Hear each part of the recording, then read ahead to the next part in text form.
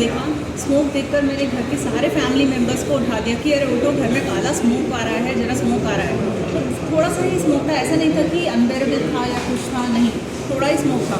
तो हम 6 members family के उतर के नीचे गए देखने कि वो स्मोक कहाँ से आ रहा है। स्मोक जब हमने देखा है कि पहले हमें फील हुआ कि शायद वो बाहर से कहीं कचरा जलाने का स्मोक था, नहीं, बट तो घर में से ही शॉप में से आ रहा है। तो हमने हल्का सा थोड़ा शटर उठाया तो हमने देखा है कि सीलिंग में पूरी आग लगी हुई थी।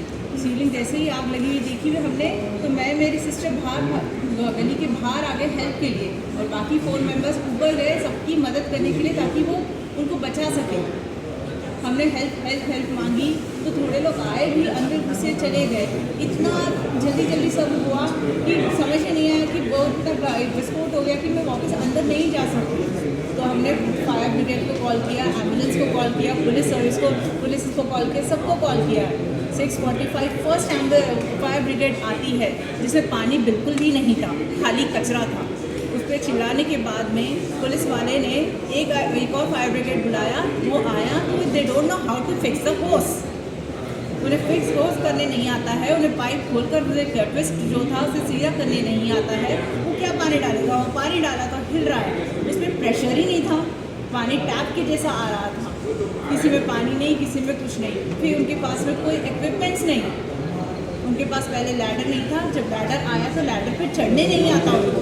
फिर उसके बाद में उनके पास ऑक्सीजन नहीं था, उनके पास सक्शन पाइप नहीं था, उनके पास है ना बेसिक नॉलेज नहीं थी कि CPR कैसे देते हैं विक्टिम्स को जब वो अंदर है। वो ज़रा भी रेडी नहीं थे कि अंदर जाके किसी को हेल्प करें, जाकर हम किसी को निकालें। वो 1% के लिए भी ऐसा रेडी, किसी के चेहरे पे ये नहीं था कि हमें जाके अंदर से किसी को बचाना है। बस वो क्या इंतज़ार है कि हमें कोई हेल्प कर दे, कि हमें टॉर्च ले दे, हमें मास्क ले दे तो हम जा सके। कोई किसी की तरफ से कोई हेल्प नहीं मिली हमें। उसके बाद में फिर एम्बुलेंस में जैसे ही मेरे बेटे ने 8 बजे कोशिश करके अंदर घुस के अब मेरी बच्ची को, मेरे पिताजी को निकाला है, तो उसके बाद में जैसे जैसे सिविलियंस थोड़ा निकालने लगे, लास्ट में वो घुसने की कोशिश करे, जब निकालने की कोशिश करे, एम्बुलेंस का वेट करे। एम्बुलेंसेस भी पूरी नहीं आती, आपने शायद बहुत से वीडियोस देखे होंगे।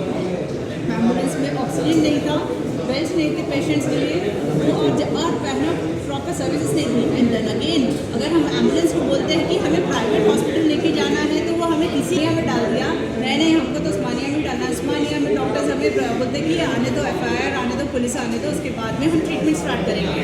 ये कैसे हो सकता है बताइए? ఒకటే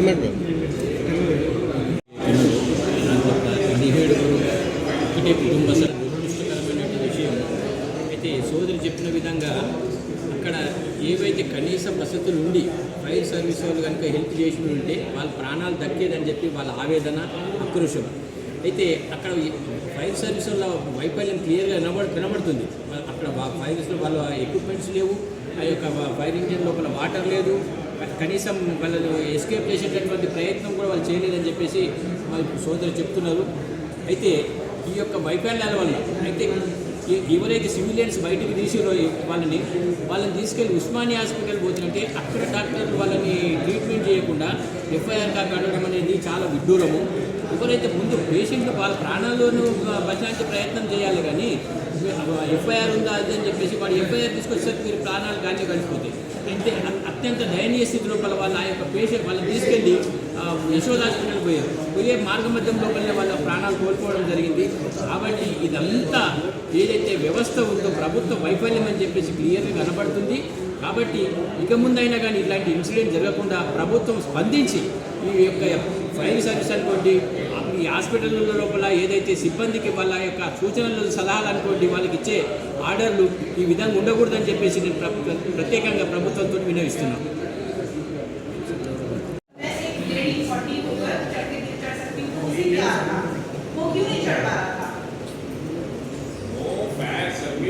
Persons were ready to go inside. Nobody is ready to go inside. My contention is whether the civilians should go inside the building where the fire is taking place, or fire service people should go. The Director General of the Fire Service says 6:19 the first fire service engine has come. So 8 hours 44 minutes to douse out a fire which will last only for 5 minutes. If 5 minutes का fire था वो, ये घर के अंदर अंगार कितनी देर लगती? 5 मिनट 10 मिनट का फायर है, उसके लिए 1 आवर 44 मिनट्स तक अंदर भी नहीं गए कोई भी। उनके पास पानी नहीं है, पानी है तो लीकेज हो रहा पाइप, पाइप है तो ज्वाइंट करने नहीं आ रहा, ऊपर जाने के लिए कोई रेडी नहीं है। फिर what is the purpose of having a fire service there? Ambulance है तो मास्क नहीं है उनके पास, मास्क है तो उससे ऑक्सीजन सिलेंडर नहीं है, कोई ambulance it is not working condition. There is no paramedical staff with the oxygen with the ambulance people. Usmania Hospital, you are seeing the light of the 3 people were alive when we entered the Usmania Hospital. 3 people were taking सांसें ले रही थी, 3 जने सांस ले रही थी। ये लगता है जो ले गया नहीं पता था क्या हुआ उसमें। So first I entered Usmania Hospital. So there was a doctor. She was a female doctor. I have requested her to check the vitals first. She is like, sir, we can't test the patient unless and until there is FIR copy or constable coming there for giving us a proof that these are the victims of the fire accident. She was alive in the ambulance. When I took her from the house, she was alive. When I entered the ambulance, they told that with the oxygen mask, so I believed them that oxygen is there and getting supplied to her body. But I went to Osmania, she was having the pulse. And for 15 minutes when I pleased them, please meet her, we'll get the cops over here and get your FIR done. They're like, no sir, we can't treat them unless and until we have a FIR copy or a police constable coming and verifying the victims there. From there when we went to Yashoda, when we entered the Yashoda hospital, they have declared them dead because it was too late for them.